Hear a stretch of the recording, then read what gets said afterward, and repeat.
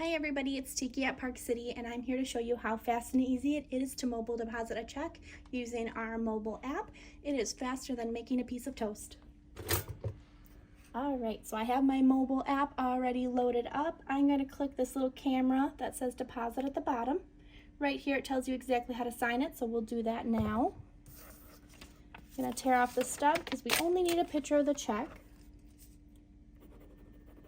Gonna sign it, date it, and then write for PCCU mobile deposit only. And then gonna click new deposit at the bottom. We're gonna put it in checking, put in the amount, hit continue. It's gonna prompt you to take a picture of the check. So you're gonna wanna put it on a nice dark surface. You hold the camera directly above it, center it, and take a picture.